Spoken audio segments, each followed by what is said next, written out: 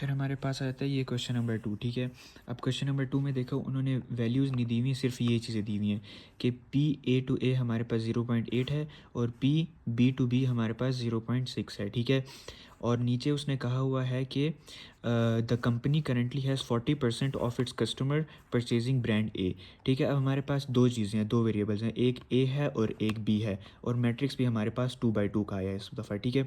तो देखो हमारे पास ना ऐसे जनरल फॉर्म होती है, पहला पी ए होता है, दूसरा पी ए बी होता है, फिर पी बी ए होता है, फिर पी बी बी होता है, ठीक है।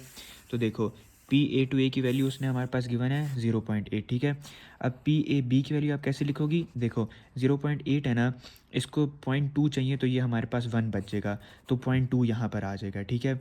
फिर उसके बाद देखो पी बी बी हमारे पास कितना गिवन है 0.6, पी बी बी की जगह हमारे पास ये होती है, तो 0.6 इधर आ गया।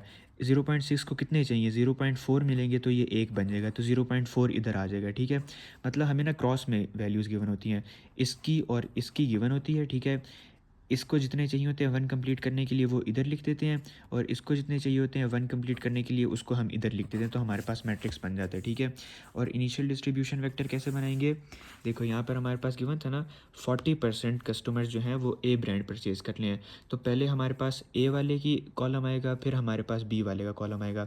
तो 40% है ना, 40% को हम लोग 0.4 लिख देंगे, और 0.4 को 1 कंप्लीट करने के लिए 0.6 चाहिए होते हैं, तो हम उसको ऐसे लिख देंगे। 40% था, 0.4 इधर आ गया, ठीक है। उसको कंप्लीट करने के लिए कितने चाहिए, 1 पूरा करने के लिए 0.6 चाहिए, ये ट्रिक से याद कर लो, तो वो हम 0.6 इधर लिख देंगे, ठीक है। पहला स्टेप हमारे पास हो गया कि ट्रांजिशन मैट्रिक्स बताना और इनिशियल डिस्ट्रीब्यूशन वेक्टर, एक पार्ट हो गया हमारा क्वेश्चन का।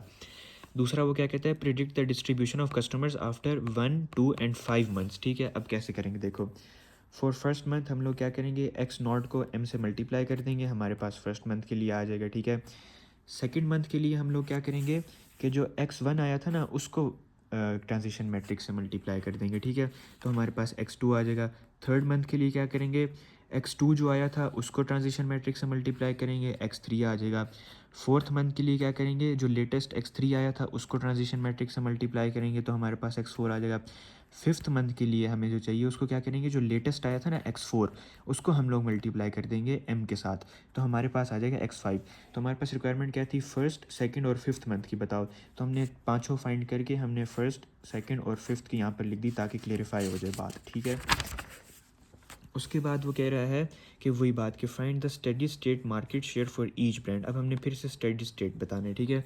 अब देखो यहाँ पर हमारे पास दो वेरिएबल थे ना, ए और बी, ठीक है, तो हमने a plus b is equal to 1 लिख दिया, ठीक है। फिर हमने वही बात कि ट्रांजिशन मैट्रिक्स से हमने बनाई इक्वेजन।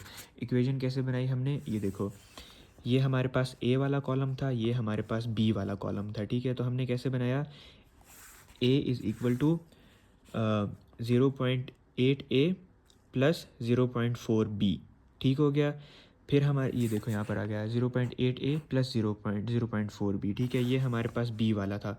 तो बी वाला हम कैसे बनाएंगे, कॉलम हमारे पास ऐसे होते हैं, रोज़ ऐसे होती हैं, ठीक है। ये कॉलम हमारे पास ए का था, ये कॉलम बी का था, ए की रो ये वाली थी, बी की रो ये वाली है, ठीक है, कंफ्यूज नहीं होना बस।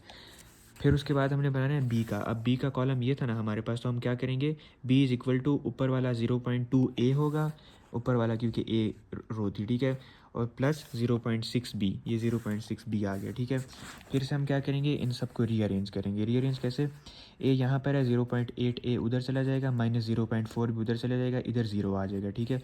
बी पहले से वहाँ पर है, 0.6 बी उधर चला जाएगा, और माइनस 0.2 ए उधर चला जाएगा, यहाँ पर 0 बचेगा।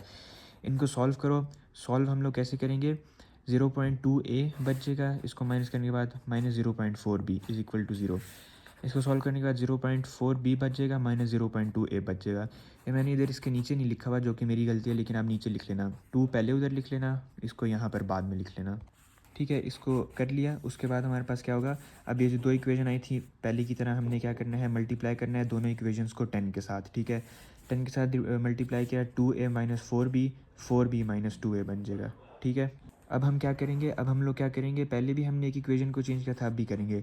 अब रिप्लेस कर देंगे नीचे वाली इक्वेशन को इक्वेशन 1 के साथ, ठीक है।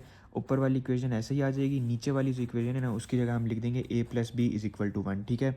अब हम लोग इसको कैलकुलेटर पे कैसे फाइंड करेंगे, वही देखो एक मोड दबाएंगे, इक्वेशन में जाएंगे, ठीक है। लेकिन अब हम लोग 2 वाला नहीं दबाएंगे क्योंकि हमारे पास वेरिएबल सिर्फ 2 हैं, ए और बी, ठीक है। तो हम पहले वाला दबाएंगे, ठीक है। पहले वाला हम लोग दबाएंगे तो हम लोग कैसे लिखेंगे, देखो पहला हमारे पास 2 है, 2 लिखा, इक्वल टू दबा दिया। फिर हमारे पास है यहाँ पर -4 लिखा, इक्वल दबा दिया। इक्वल टू के इस तरफ क्या है 0, वो भी लिखना है, ठीक है। इक्वल टू के उस तरफ वाली साइड भी लिखनी होती है, ये दबा देंगे, ठीक हो गया। नीचे देखो ए के साथ कोएफिशिएंट 1 है, 1 लिखा, इक्वल टू बी का कोएफिशिएंट भी 1 है, 1 है, ठीक है, 1, ठीक है। इक्वल टू के इस तरफ भी 1 है, 1 लिख दिया, ठीक है। हमारे पास क्या वैल्यूज़ आ जाएंगी, 0.66 आ गया, ठीक है। फिर इक्वल टू दबाया, 0.333, ठीक है। ये हमारे पास इसका आंसर आ गया। इसको हमने क्यों नहीं मल्टीप्लाई किया, क्योंकि हमें वहाँ पर कहा नहीं गया था कि उसकी असल वो वाली फाइंड करो, बस यहाँ तक भी ला के छोड़ दो, उसको भी वहाँ तक छोड़ देते तो मेरे ख्याल में कोई मसला नहीं था। ये हमारे पास हो गया क्वेश्चन नंबर 2।